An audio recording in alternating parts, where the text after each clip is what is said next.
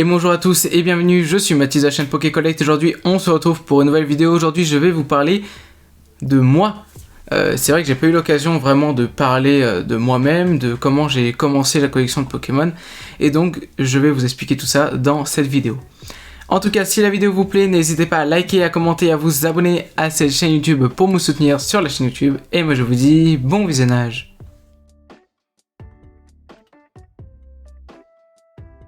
Sans plus tarder, commençons ma présentation. Pour ceux qui ne le savent pas, je m'appelle Mathis. Bon, ça dans tous les cas, si vous avez commencé à regarder un peu les vidéos, vous vous en doutez que je m'appelle Mathis. Ça fait des années que je collectionne Pokémon, depuis le début de mon enfance dans la cour de création, comme beaucoup de personnes. Et c'est vrai que j'ai commencé vraiment à aimer Pokémon. On va commencer dès le début jusqu'à aujourd'hui de ma collection, et vous allez voir qu'il y a eu quelques péripéties. Premièrement, on va parler de mon enfance. Faut savoir quelque chose, c'est que moi j'ai hérité de la collection de mon frère à l'époque. Lors de sa collection, il avait déjà des cartes Pokémon. Et donc, moi quand je suis rentré aux alentours de CE1 à peu près, je pense, et du coup j'ai hérité de la collection. Et donc j'avais, on va dire, un classeur de cartes Pokémon avec quelques ultra rares, des choses comme ça. Pour vous situer, on était aux alentours de platine, en termes d'années. Je dirais platine. Et plus j'ai grandi, plus on est passé sur du noir et blanc. Et je pense qu'on était plus entre platine et noir et blanc, en termes de cartes. Et donc, on était quand même sur des cartes qui aujourd'hui valaient un peu d'argent, et à l'époque, ça valait rien. Et donc, moi, j'avais ce plaisir-là de collectionner les cartes. Dans la cour des créations, on s'échangeait, on jouait au jeu, je sais pas si vous en souvenez, on posait la carte par terre et on jetait avec un caillou pour avoir les cartes des gens. Et donc, j'ai déjà eu beaucoup de cartes qui ont quand même aujourd'hui beaucoup d'argent. Je parle par exemple des cartes légendes, des choses comme ça, des méga Rayquaza X, des niveaux X. J'ai eu des niveaux X dans les mains. J'ai eu énormément de cartes. Et j'ai ouvert énormément de coffrets qui aujourd'hui vaut beaucoup d'argent, plein de coffrets XY Evolution. Aujourd'hui, tout le monde m'aurait dit mais pourquoi tu gardes pas scellé? Mais à l'époque, ça valait rien, Pokémon. Qu'est-ce que je savais que ça allait valoir et prendre ce prix-là à l'époque? À l'époque, je collectionnais pas vraiment Pokémon, c'était vraiment juste un plaisir de garder les cartes scellées, et c'était déjà ça. Et donc, plus j'ai grandi, plus j'ai commencé à prendre soin des cartes, à trier dans les classeurs, des choses comme ça. Et donc, j'avais toujours ce plaisir-là de collectionner, entre gros guillemets, parce que c'est pas une réelle collection, mais plus un plaisir, un loisir. Et arrivé 2017, il y a eu quelque chose qui s'est passé dans ma collection.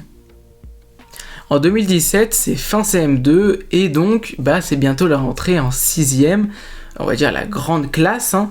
Mais à l'époque, c'était un peu le côté, ce qui est dans le passé, tout ce qui est dans l'enfance, reste là-bas. Je ne vais pas mélanger les deux. Et donc j'ai décidé de vendre ma collection de cartes Pokémon, parce que pour moi, je ne voulais pas mélanger la primaire et le collège, parce que pour moi c'était un peu la classe des grands.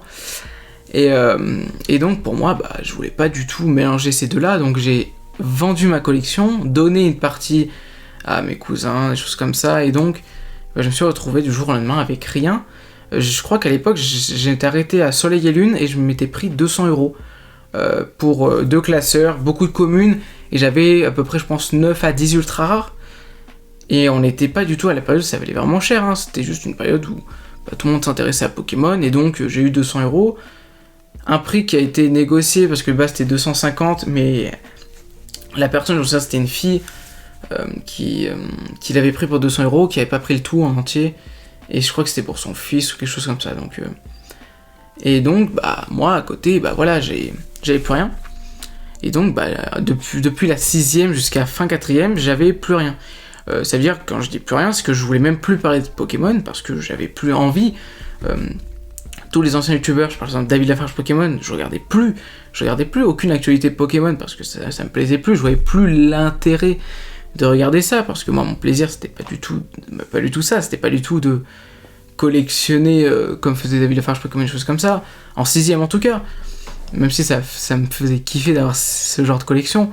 Et donc tout de suite j'ai tout quitté Pokémon et plus du tout rentré dans ma vie, il est même sorti, et fin 4ème, commence, on va dire, le renouveau de ma collection. Le renouveau de ma collection commence mi-4ème, fin 4ème, aux alentours de juin-juillet 2021. Et donc, je sais pas comment, mais en scrollant sur YouTube, j'ai redécouvert une vidéo de David Lafarge Pokémon qui faisait une présentation ou une ouverture ou une chose comme ça, j'en souviens plus vraiment le thème de la vidéo, mais je l'avais eu en suggestion et je l'ai regardé. J'ai regardé et je me dis, ah tiens, Pokémon ça a évolué, je connaissais plus rien. Il y avait des V, les V c'était quoi ça? Moi j'étais à l'époque X, les X, et là non, c'était les GX, c'était le début des GX, mais j'étais resté à l'époque X, GX, j'avais pas les V Max, même dans les V Star. Et donc j'étais complètement perdu, et je me suis dit, est-ce que j'ai des cartes qui traînent dans ma chambre? Et j'ai trouvé une carte, une dresseur, bon c'est pas le Dracaufeu édition 1, mais j'ai trouvé une dresseur de 2017, et je l'ai pris en main, et je suis repris cette sensation d'avoir des cartes. Ça peut paraître bizarre dit comme ça, mais quand j'ai retrouvé la carte, ça m'a fait quand même quelque chose, et j'ai tout de suite dit, mais pourquoi j'ai arrêté ma collection? D'où vient l'idée d'arrêter la collection? Parce que c'était mon kiff. Donc je sais pas comment, mais j'ai voulu reprendre. Je me suis réintéressé à Pokémon, j'ai commencé vraiment à rekiffer Pokémon, à vouloir vraiment collectionner. Et vraiment, c'était devenu vraiment une passion. Et elle s'est vraiment concrétisée dans les mois qui suivent. Mais mes parents n'étaient pas vraiment d'accord. Ils comprenaient pas pourquoi j'avais arrêté la collection. Et que là, je reprenais. Et pourquoi j'avais pas continué. Et voilà, moi je comprenais leur point de vue, mais il fallait que je recommence. La collection, c'était presque au moins une obligation. J'avais tellement rekiffé Pokémon en l'espace de quelques jours, quelques semaines, que il fallait que je recommence une collection. Et du coup, ça a repris. Et donc, quand j'ai recommencé la collection, c'était fin juillet. Et là, j'ai commencé à avoir énormément de cartes qui sont venues d'un coup. Que ce soit des anciennes, beaucoup d'anciennes qui sont revenues. Et donc j'ai géré ça avec mon père, qui lui comprenait l'investissement entre guillemets de la collection. Parce que voilà, c'était un peu grâce à lui que j'ai commencé un peu la collection, dans le sens pour avoir des pièces de cartes, hein, parce que c'est moi un peu qui gérais l'emplacement de la collection, moi qui gérais un peu tout, et lui du coup payer, et avoir les cartes et agrandir la collection. On a eu beaucoup de chance aussi avec la Pichu, j'en avais déjà présenté, où je l'avais eu gratuitement et aujourd'hui elle vaut plus de 200, 300 euros, voire plus, ça dépend aujourd'hui, je connais pas sa cote réelle, mais on a eu énormément de chance. Et donc ça a vraiment évolué assez rapidement, et je dirais en 1 mois et demi, ça a pris une énorme ampleur, la collection a vraiment grandi à fond, et ça s'est calmé, on va dire. Tous les mois j'ai reçu quelques petits items, mais ça se calmait pas comme au début. J'avais commencé à avoir plein de cartes. Je pense que fin décembre, j'avais commencé à avoir une belle collection. Mais janvier, février, mars, etc., ça a commencé vraiment à ressembler à une très grosse collection. L'arrivée des premières cartes gradées, des grosses cartes. Vraiment, c'était une très grosse collection. Mais pas autant qu'aujourd'hui, parce qu'aujourd'hui, aujourd'hui, c'est une grande collection qui vaut aujourd'hui pas mal d'argent. Et je pense que si j'avais pas arrêté ma collection à l'époque, jamais j'aurais eu ça. Et le pire, c'est que j'ai eu tout ça dans la hype Pokémon, où vraiment les prix étaient le plus haut. Donc c'est pour ça aussi que des fois, voilà, on est un petit peu perdant sur certains items, mais dans la plupart des cas, on est gagnant parce que on a eu énormément de bonnes affaires, des choses comme ça. Il y a aussi beaucoup de choses où j'ai ouvert. Donc j'ai pas gardé scellé, j'ai ouvert. Mais la plupart des cas, j'ai été gagnant. Ça dépend des fois, mais des fois j'ai été gagnant. Mais voilà, moi, de mon point de vue, si j'avais pas arrêté la collection, j'aurais jamais eu ça. Et donc, en 1 an et demi, on va dire, j'ai eu tout ça. Tout ce que vous voyez, si vous avez toujours pas vu, je vous mets la vidéo juste en haut, c'est du coup la présentation de ma chambre Pokémon. Et donc, grâce à ça, j'ai eu tout ce que j'ai autour de moi, toute ma collection, toutes mes cartes. Toute ma collection de cartes ultra rares, des anciens, etc.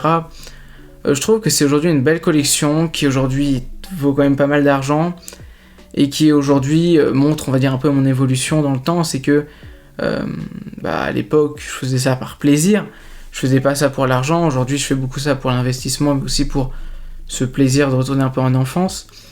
Même si je pense qu'aujourd'hui, je collectionne beaucoup plus pour le plaisir d'enfance, pour le plaisir d'avoir le toucher des cartes, que pour l'argent. même si je vois toujours l'investissement qu'il y a derrière. Mais ça, c'est de la logique. Quand les jeux vaut cher, des choses comme ça, on voit toujours l'investissement. Et oui, donc pour moi, ma collection, c'est aujourd'hui ce que j'essaye d'être. C'est une personne qui veut évoluer dans son temps, mais qui veut toujours avoir ce côté enfant. Ce côté enfant, oui, cours de récréation primaire, mais en ayant ce côté investissement dans la collection.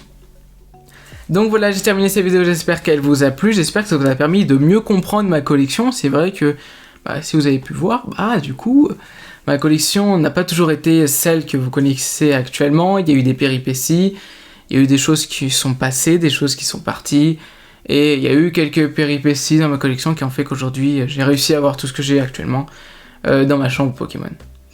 En tout cas, si la vidéo vous plaît, n'hésitez pas à liker, à commenter, à vous abonner pour me soutenir sur cette chaîne YouTube. Et moi, je vous retrouve pour une prochaine vidéo. C'était Mathis, ciao!